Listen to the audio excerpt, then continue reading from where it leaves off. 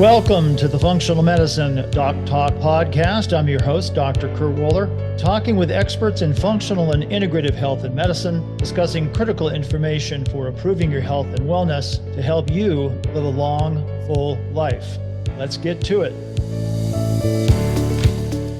Hi, welcome to the Functional Medicine Doc Talk podcast. I'm your host, Dr. Kurt Wohler, and I'm joined today by a special guest, Alessandra Miele. I think I pronounced that correctly. You got it. We're going to have an interesting conversation because Alessandra is a mom of a recovered son with autism. And one of the reasons I wanted to have this conversation is Alessandra had worked with a very well-known doctor by the name of Sidney Baker. And so we're going to talk about her experience with Dr. Baker and her journey. So Alessandra, welcome to the program. I'm so happy to be here. Thank you. So let's get into it, and we'll talk about Dr. Baker and what his role has been in the autism community, which really goes back to the early days of something called the Defeat Autism Now organization, which is where actually I got my start. So tell us your story. Tell us about your son, your journey, into autism and things that you've done. We'll kind of add to the conversation as we go. Sure. My son was born after a long labor, but he was born vaginally. And he was born with eczema and cradle cap. And back then I had no idea of the connection to these with yeast, but I was soon be learning all about that. And we waited some time to vaccinate him. I think he was 4 months old when we did one round. I think it was 5 or 6 vaccines, and he broke out in a horrible rash, and he didn't have a bowel movement for 9 days. So that got us a little bit panicked. And we decided to just, obviously that he had some type of reaction to what was done. So let's just hold off for now and just try to learn more. And a good friend of mine was actually treated by Dr. Baker for her own yeast issues. And she said that he might be the guy that I'd want to speak with. And I said, sure, drive all the way down there. Maybe he knows more than the doctor we have up here in Boston. But we contacted him, and we went down to see him. By now, my son was probably about a year old. And he educated us a bit on the connection between the reaction he had and some of his skin issues being probably rooted to some yeast in his gut. We started some antifungal treatments. I think that we started with Saccharomyces boulardii and then amphotericin B. I think that's how you pronounce it. And some nystatin over the course of the following year. And that cleared up my son's skin. And that was kind of like a pause in my relationship with Dr. Baker for a while. So my son was around 2 at this time, and I'm from Italy, so I speak to my children in Italian, and we're in a bilingual home, I would say. And when my son started to talk, he definitely talked less than his peers, and it was kind of a little bit harder to understand him. But we attributed that to being a bilingual home. And then he started preschool, and then the differences between him and the other children became kind of a lot more apparent when it came to language and behavior. He was extremely hyperactive. Like, we would go to the beach and he would run the length of the beach back and forth for hours. And my husband and I would have to chase after him the entire time. This is for hours, not just a kid running to chase a seagull. The whole time we were at the beach. But we didn't know anything different. We didn't think it wasn't a flag to us. And what age was this? About around what time? What age frame? Between 2 and 3. 2 and 3. Between 2 and 3. Yeah. And then he starts preschool, and then at the same time his little brother is born. And it was like something had exploded in him.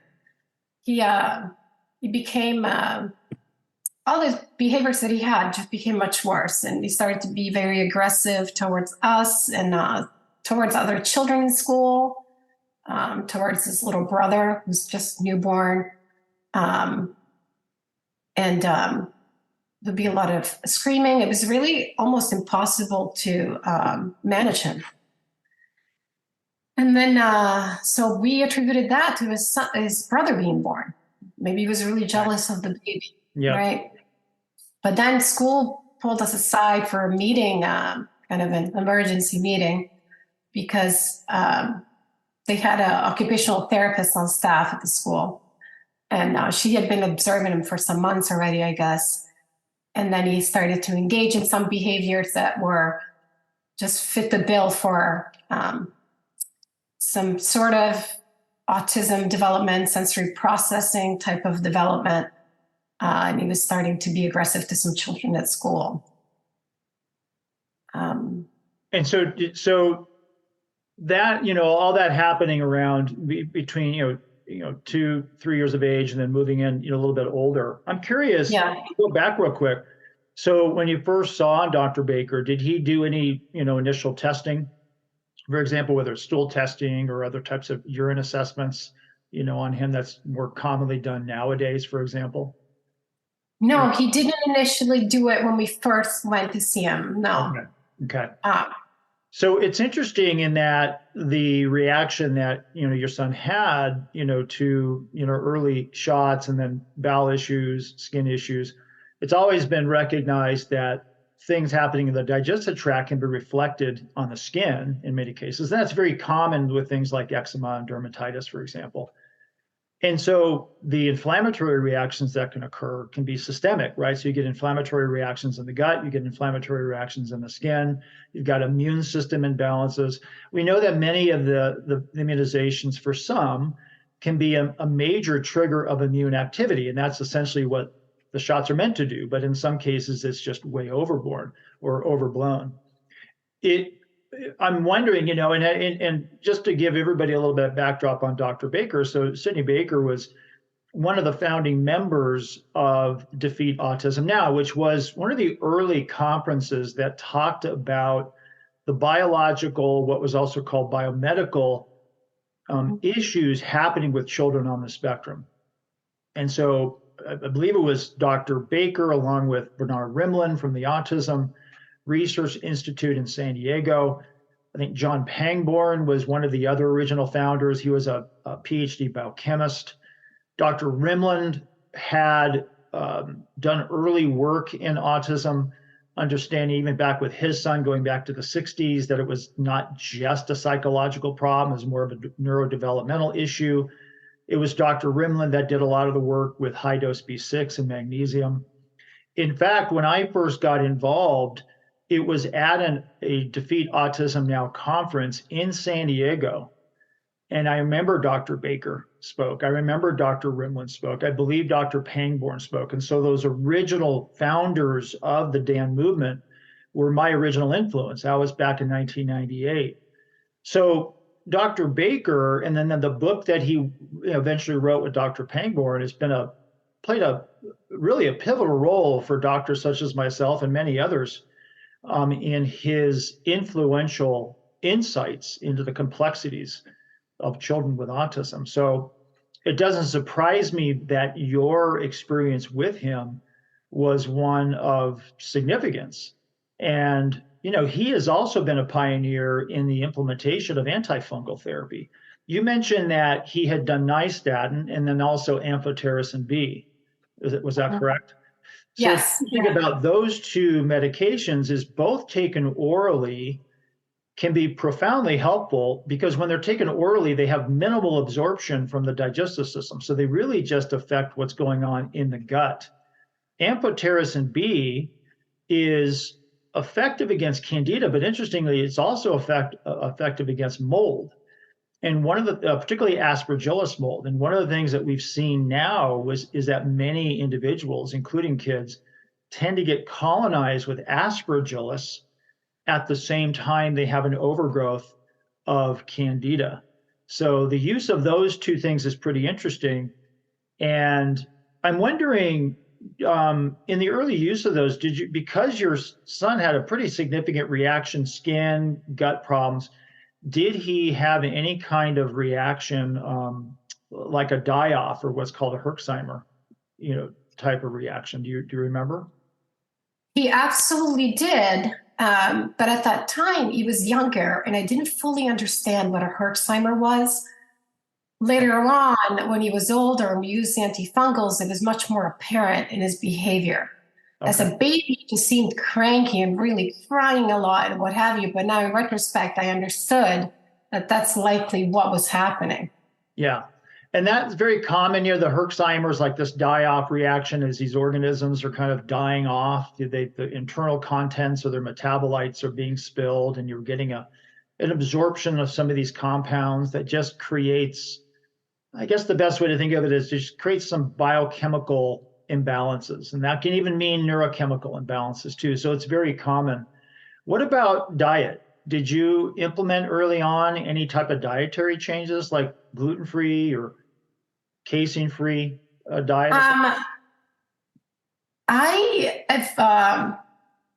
I've always been into kind of healthier eating. So my son ate gluten-free and dairy-free from the start. Okay. It wasn't always organic, but yeah, from the start, it was gluten and dairy-free. Except for we had to supplement with some formula, and at the beginning, he did have some dairy formula. And then we were able to do away with the formula and just breastfeed him altogether. But he had little exposure to gluten and dairy. Okay. So Yeah. continue on. So he's now having, you're talking about some behavioral issues and you're being tipped off about this, kind of thing. So where did things go from there? So the school was really wanting us to have him evaluated formally because they basically told us he was showing all the signs of having these by the observations of the occupational therapist. So, like I said, I hadn't spoken to Sid, to Dr. Baker in quite a while because I didn't think I needed to. So I wrote him an email and I said, "Hey, this is what is happening with our son behaviorally, and it's I sent him a list of everything he did, from the running on the beach to the screaming to the other kids at school and being aggressive towards them." And he called me right away, and he explained to me that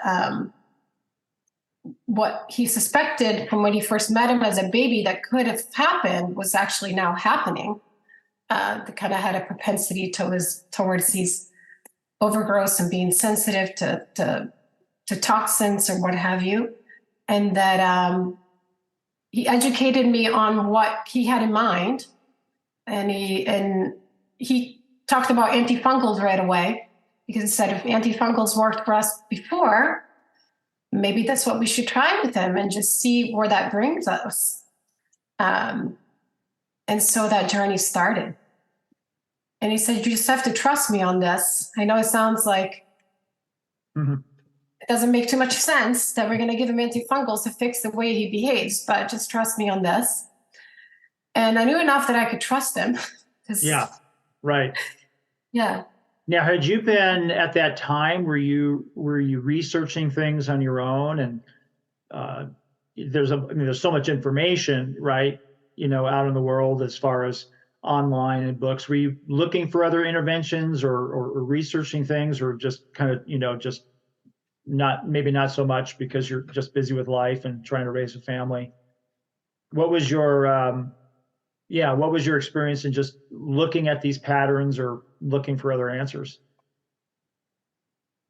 Before the school pulled us in for that meeting, I wasn't really searching for answers. I really thought that this was all attributed to his little brother being born, an aggravation of with his behaviors before.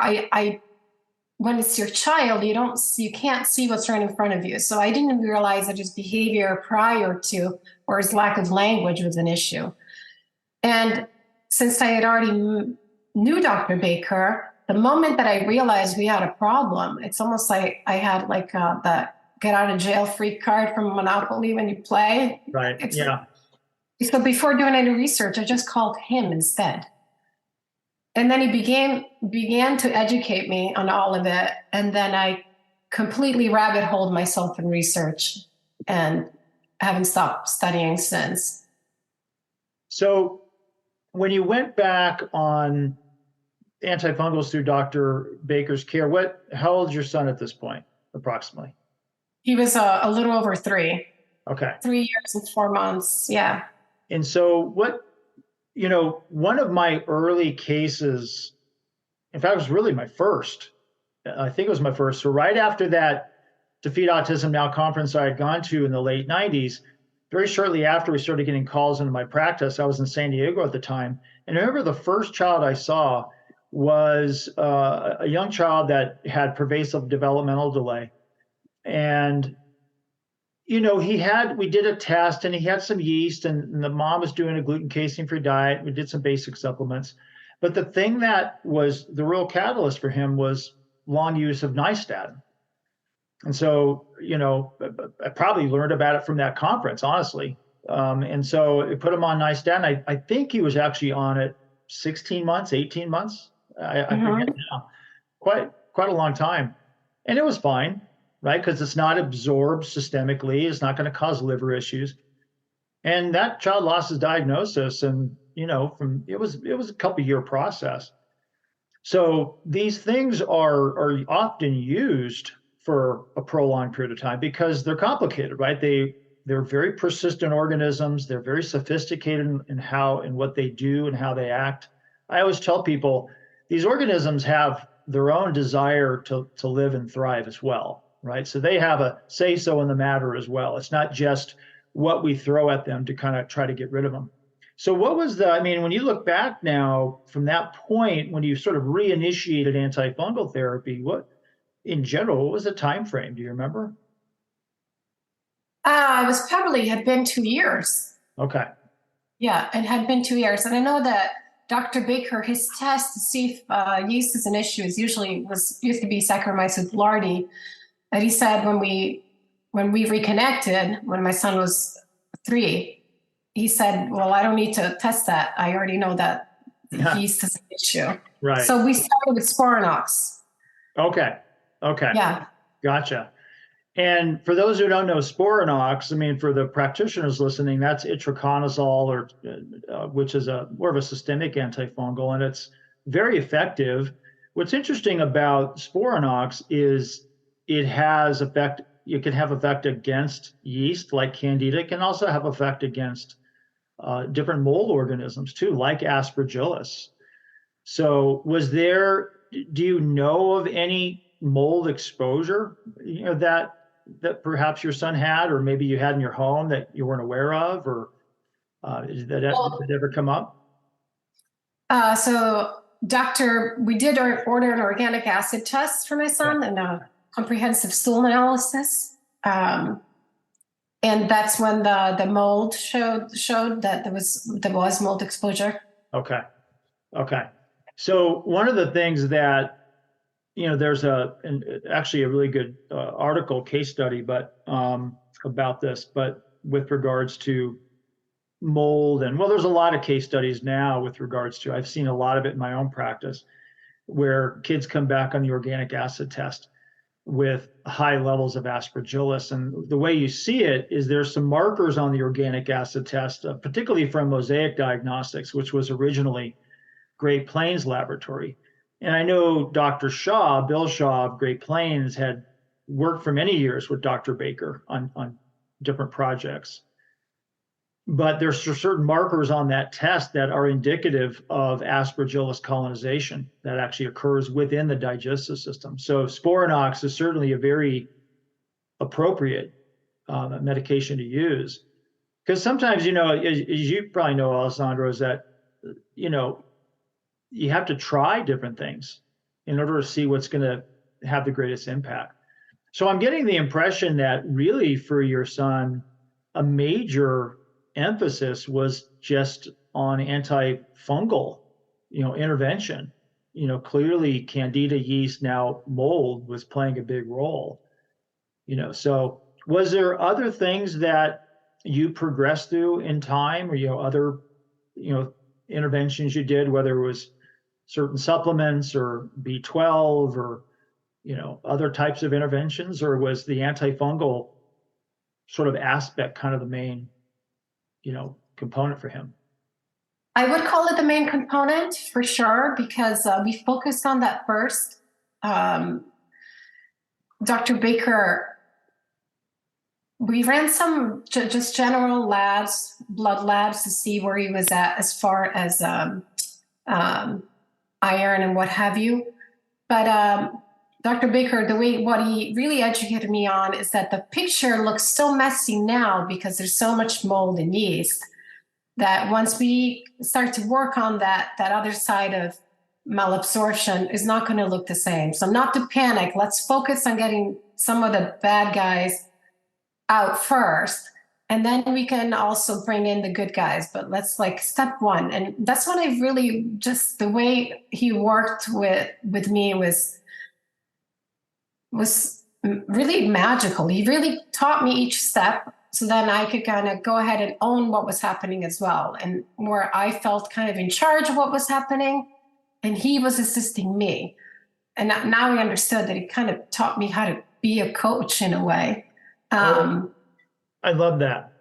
I love that because that is something that I've often, have talked about in many of my consults with many parents over the years, is that I assist in the process, right? But you as a parent, you need to become sort of an expert in your child's condition, which means it's incumbent upon you to be asking questions, to research, to read, to bring things to the discussion, and to fully understand. And if you think about it, when some of the professional work you do now, it's really important that your clients really understand what it is and why they're doing something or being asked to do something. I mean, as a parent, right? If you're not comfortable, you're not going to do it. So, and Dr. Baker is the type of doctor that really, I think, is the example of that, in that the education, but here's why you're doing it so you feel more comfortable doing it. So I absolutely love that. So you had to take ownership. You weren't just a bystander in the process. It wasn't like you were sitting on the sidelines.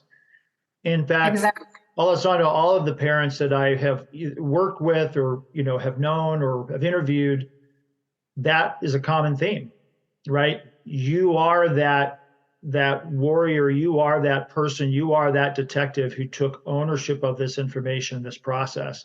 It didn't mean you didn't ask for help, but ultimately you had to take control of it and become more empowered. Right. So I'm assuming Dr. Baker's influence was to empower you in this Oh, process. absolutely. Yeah. Absolutely. At the end, once my son was healed, he said, of course I thanked him. He said, well, don't thank me. You did all the work. I'm just the doctor that made some suggestions. Right. That's awesome.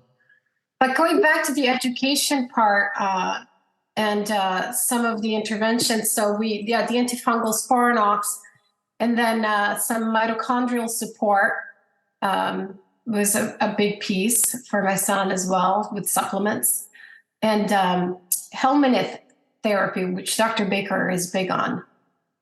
Yeah, I think he may have been one of the first ones talking about the helminth therapy. Yeah. So what was, and I'll jump in here in a second and kind of talk about what that does, but what was that like? Tell me a little about that therapy, and we'll talk about what it does. Well, it's interesting because he did such a great job educating us on all the benefits about it that the whole family was taking it by the time my son started. They're little larvae of, I think it's some sort of type of hookworm that he actually grows in his lab, and that they're shipped to your house. They're under ice packs because they're actually live, but they're invisible. It's just a little vial of water, and I guess it's kind of magic because it really helps reset your your gut and whatever kind of can really help with dysbiosis of the gut and what have you. Um, and then I think it only stays alive for a few days in your system, and then you kind of just poop it out. But the antifungal was definitely working, so I don't know how much of this therapy was doing, but it all just worked in the end. So I would definitely think that would be a good option for families. So one of the things that it does is it helps to shift the focus of the immune system. So it's having an influence on immune function. And one of the things that happens, let's say with Candida as a fungal infection, because it's proliferating along the surface lining of the gut, is you're getting a specific mechanisms within the immune system that are being driven against it. But those mechanisms, when they're over exuberant or constantly being challenged, end up creating suppressive effects on other aspects of the immune system. So you get immune system imbalance. So specifically with mucosal infections, there are certain T cells which are part of our adaptive immune system, and one of them is called Th17. And Th17 cells are responsible in part for surveying and assisting other aspects of the immune system against mucosal infections. So that would be fungus or bacteria. But when that's a persisting problem, your immune system is over focused in that direction. And in order for Th17 to work, at least, in a more balanced way, it has to have a bit of a suppressive effect on another aspect called T regulatory cells. And that ends up creating problems long term. All of this stuff works and is built inherent in our system when it's for short periods of time, right? But when it's persistent, that's where you get into problems. And so one of the things that the helmet therapy is doing is to try to create some sort of shift that we're not stuck in this constant path of generating inflammation and creating more of a balance. You have more of a balanced immune response. And the mucosal immune system plays a huge role in other aspects of our immune system throughout our body. And so it's hard to say. Some of these things are really difficult to figure out completely. But most of the kids, like your son, who have this persistent fungal problem, and that could just be fungus meaning candida, which is yeast, or gut colonization of mold, their body is being driven into this state of inflammation. So in fact, in that particular pathway, if it's persisting too long, it also becomes a trigger for autoimmune reactions. Because one of the things that happens with chronic gut candida is candida itself can cause leaky gut. And so the way to think of it is like punches little holes in the lining of the digestive tract. And so it increases food reactions. So if you are consuming gluten or dairy or other foods, it can trigger those kinds of reactions as well. So I forget with your son, I mentioned about diet, but you mentioned that you've always kind of worked with diet, not eating gluten or casein or dairy when your son was younger. Were there other foods that you found that he was intolerant to over time, or was it the helmet therapy that really kind of set the tone for gut healing? How did things progress from that point forward? When we reconnected with Dr. Baker, he had us, in addition to the gluten and dairy, eliminate peanuts and soy and corn and most refined sugar as best as we could. And we did that religiously for probably at least a solid 2 years. Okay. And all of those foods are highly allergenic. So peanuts, corn, soy. The soy has a similar, component to gluten and casein. So just that alone, those whatever they are, 5 or 6 foods, that reduces a lot of that immune reactivity that just has another healing aspect. By the way, with the helmet therapy, you mentioned that early on your son was having gut issues. I think you mentioned some loose stools, correct? When after that first round of vaccination, he did not have a bowel movement for 9 days. And then actually it would be more constipation. Okay, that's Uh, right, yeah, constipation. more And, constipation. And not very distended. He was very distended always. okay. And Belly was very do distended. you remember at what point in that journey that you started to feel like his gut started working more effectively, where he actually started pooping more regularly and that bloating distension went away? I think it was probably a month into the antifungal therapy that I just noticed that his belly wasn't distended. Okay. That was really just almost not. This is not even him. He always had that distended belly. So that was a great sign. What his initial Herxheimer reaction to the antifungals was extremely, extremely intense. Um, so we tried to send him to school, but it was even challenging to even get him like fed and dressed in time to make it there. So we quickly decided to just keep him home through this process for the next few months, because otherwise it just would have been impossible. So that's what we did, and kind of wrote out this intense exacerbation of his symptoms, which in a little 3-year-old boy is nothing short of an exorcism a bit. Right, But right. that was started to kind of come through probably about 2 months in, a little less Okay. than that. He said Okay. yeah, his language was just, he just started to talk, more elaborate, more clear, and he would make up entire stories about his toys and have the toys play them out. And so that's when we knew it was working. So after the Hellman therapy and you've been on antifungals and you've been pursuing diet and you started implementing other type of dietary changes, where did things go from there? And and where are things now today? So about 2 months in, it was the language, and then he just kept on getting better, calming down, and less hyperactive or what have you. So we felt comfortable enrolling him back into school. This was like 3 months into school, a new school. And we said nothing about to the new school about the troubles he had before. And the next thing we know, there's like a parent meeting, regular semester meeting, and they said he's doing great. He's excelling beyond all his peers in class. And that has been his story ever since then. Right now, he's 9. Last year, he was determined to be gifted, and he attends a school for gifted learners. And he never even knew he was sick. He doesn't know he was sick when he was a little boy. He has no idea. He has That's lots of fantastic. friends. He has no symptoms.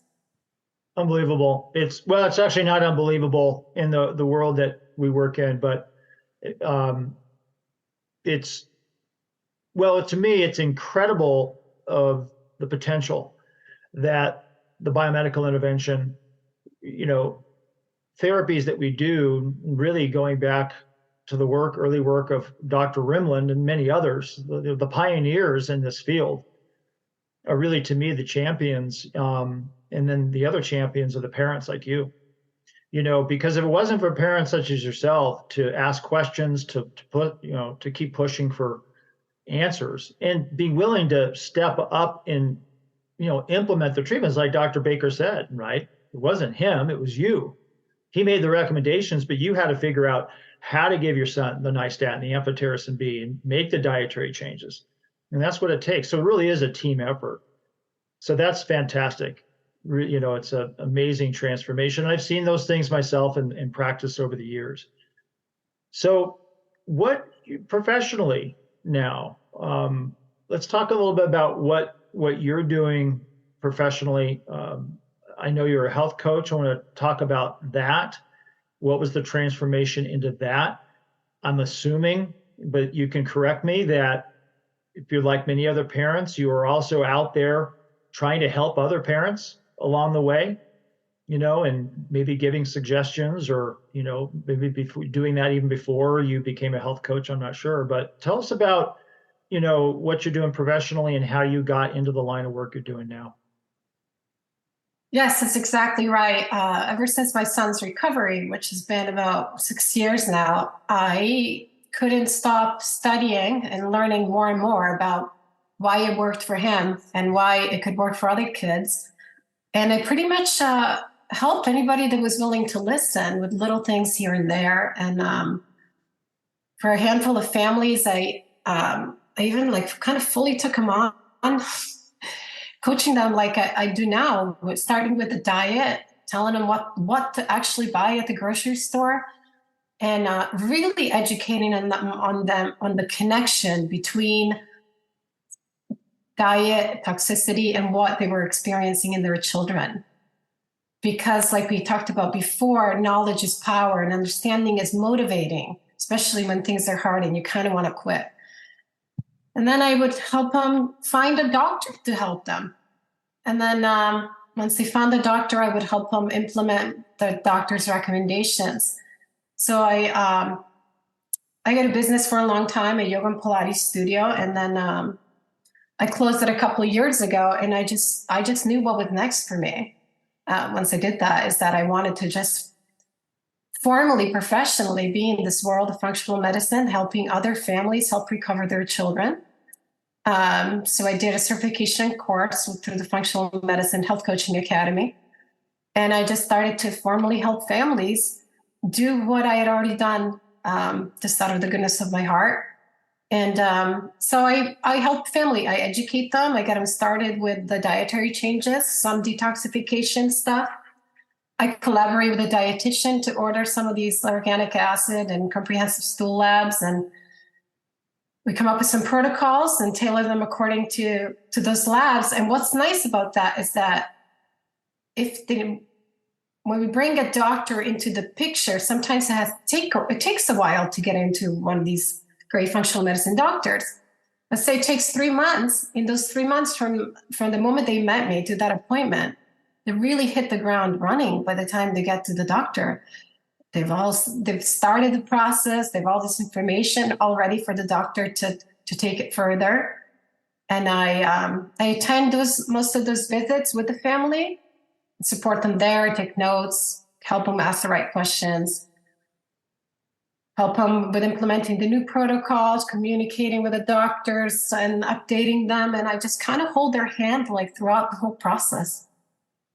It's great. There's a lot that can be done. I've often commented that there's so much that can be done even before you do a lab test.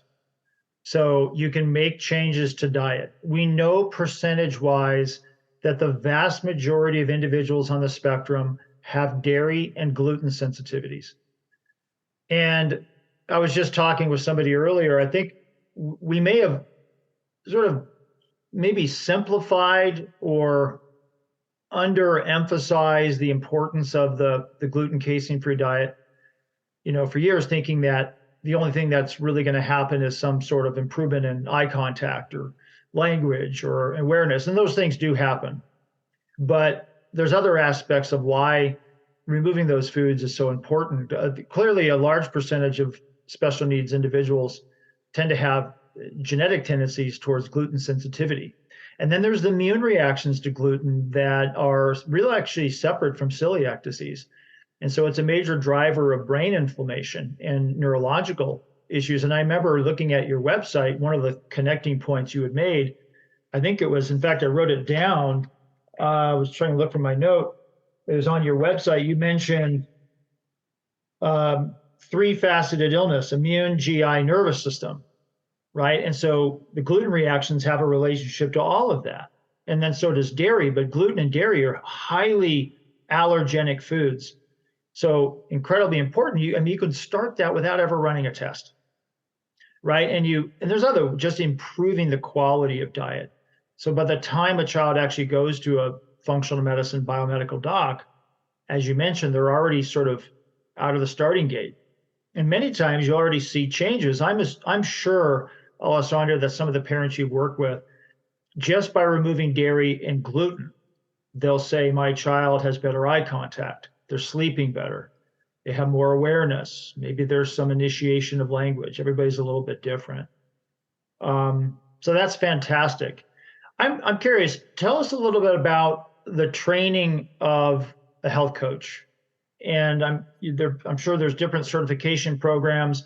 You went through a particular one, but what does that process look like? The one I did, so it's the most recognized by the Institute of Functional Medicine. So it's very much catered towards supporting individuals with functional medicine approaches. Okay. So there's a large emphasis on lifestyle and stress reduction and obviously diet, and then also the more medical approach to things. And it's encompassing of supporting individuals, or in my case, families that want to make changes in one or all of them, and trains to understand the basis of functional medicine, and how things are addressed from a root cause, and helping clients understand that approach that's a little different than more conventional approaches that they have been accustomed to. It's a lot of letting people feel like they're in the driver's seat of their health, or in my case, of their children's health, by educating and supporting them. I'm also halfway through integrative and functional nutrition training, so I bring that to the table as well. That's great. So do you work with adults in other things, or just looking for improving their health, or are you primarily focused on families with special needs kids? I'm primarily focused on families with kids with special needs. That's where my heart is, and there's lots of work with that alone. So that's what I love. So that's what I'm. Yeah, well, it's a huge need for sure, and unfortunately, the problem is not getting better. The numbers keep going up. I mean, even just the classic diagnosis of autism, we know what are we looking at now? We're in late 2023, about 1 in 38 kids. On average, it's just. I remember when I first started, I was looking back at the statistics, and I went to my first Defeat Autism Now conference, late 90s. I think it was it might have been 1 in 500 kids at that time. So yeah, it's a big problem. So as a parent, having gone through this, what advice do you have for other parents who are starting this journey, maybe have been in this journey and are feeling a bit burned out, or just don't know where to go? What advice, basic advice, do you have for that parent out there that's struggling? I think for the parent that's yet to start, I think is that ask for help. Educate yourself and ask for help. Look for people like myself. Really, there are lots of Facebook groups of people like myself will offer support to understand that healing is possible. And start with educating yourself and finding the right support to go on that venture. And if you feel defeated, maybe it's time to try something new, and never feel like you're at the finish line. Continue to educate yourself and explore different options. I just went to a conference last month that was both open to professionals as well as families. And it was just amazing how many families had felt so motivated and felt like they had so many more tools in their pockets after attending this conference for possibilities for their children. So I think that's a great resource as well. It was Epidemic Answers conference. It was wonderful. It was wonderful to interact with those families that I felt like there was nothing left for them to do, to feel like there was lots of possibilities for their kids. So one of the things that I've tried to emphasize in my practice, the parent obviously has to be 100% involved in implementing these things for their child. But through that process, many parents lose sight of themselves, right, and their own health. So I know as having for you, right, I think you ran a Pilates studio, you practiced daily yoga and other mindfulness types of things. So talk a little bit about your experience in that and some advice in that not everybody's going to do yoga or want to do, but clearly it's taking care of yourself as a parent, which is critically important. So what are some things that maybe perhaps you've done or have consistently done that sort of kept you centered through this, what is a very stressful time? Well, yeah, you're correct. For me, for sure, I practice yoga and meditation daily. But what I recommend to others to maybe they don't think that those things are necessarily for them is even just sitting with your eyes closed and listening to your breath for 5 minutes is powerful. It is really medicine for the soul.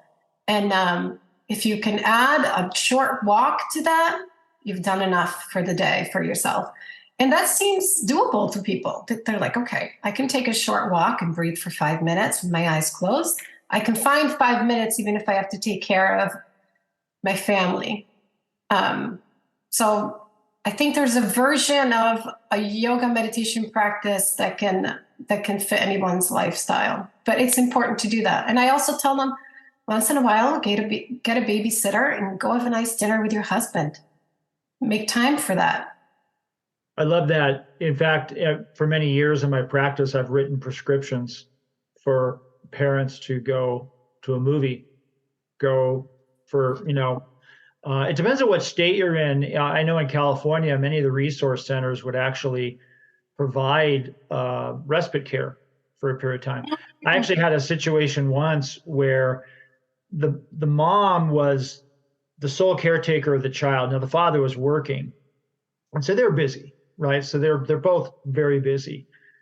But on the weekends, the father really didn't assist the mom, you know, in really taking care of the child on the weekend. And so between that, she's running to the store, getting groceries, making dinner, all this. And so I finally had a conversation. I said, "Listen, your wife needs some help. I know you're busy too. So if nothing else, I mean, take over so that either both of you go to the grocery store, and allow her." And what we ended up getting on was that he agreed actually that one day a week or one evening a week, she was allowed to go shopping, groceries, get all that, but also to go meet some friends for a cup of coffee, to just break free of, again, just have a break. We all need that. So Yeah. there are those kinds of things. And I've seen the reverse. I've seen it where it was the father that was doing the bulk of the work. And so all of that. And so there's different kinds of scenarios. So, I think that's really fantastic. Um, so how do people get in touch with you? You have a website, education. How do people reach out to you? I have a website. It's mindbodytampabay.com, and they can find me there. I have some information, sort of preliminary information, as far as autism not being a psychiatric disorder, but being more of a multifaceted um, illness that can be addressed. And they can just shoot me an email from my website. And I'm if I show let me show your website if that's possible, just to give a screenshot. Let me see if I can bring that up.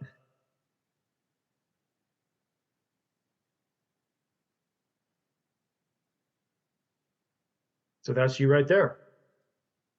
Yep. Fantastic. So you actually have a section for autism biomedical intervention coaching. So I think you actually had a photo of here. So this is actually where I was reading, by the way. So I'm curious. I was looking at your website. Did you ever work or do any work or any correspondence with Dr. Neuenschweiger, or did you? I have not. I have not worked with him yet. I'd love to one day. I'm a active fan of his work. I'm going to shift my screen so I'm not getting this weird light. Okay. And I know also, I'm just real curious too, Alessandra, back when you started, right, there was a lot of movement, and I don't know how much Dr. Baker was involved in methyl B12, but was methyl B12 therapy ever an intervention for your son that you got into? It wasn't for my son, but I know he used it in a lot of his children. Okay. Yeah, for sure. And so on your site, you also have an interview here with Dr. Baker. So that's fantastic. Yeah, it's a great interview. I love it. So I point out the families to kind of just reading my page and watching that video, because I think it's really helpful when you're starting to wrap your head around stuff. Great. So, all right. So people can reach out to you here at mindbodytampabay.com. They can read more about you. And so any final comments, any, words of advice or any other things you want to mention before we end our conversation? Well, first of all, thank you for having me. It is every time I share my story, I relive the joy all over again, and I really mean that. So giving me such a wonderful opportunity to do that I really appreciate it. And a word of advice for families is really not to give up, and to understand that every child is different, and therefore every child might need something a little different to get a little better, and to just look forward every day. Well, that's great. And I appreciate you being here. You're an inspiration. These kinds of stories are needed. People need to understand that there is hope, that there is help, that there's things that they can do, and becoming self-empowered is critically important in this process. So thanks for joining us. Thank you very much. You've been listening to the Functional Medicine Doc Talk podcast with Dr. Kurt Wohler. For more information about this podcast, go to functionalmedicinedoctalk.com.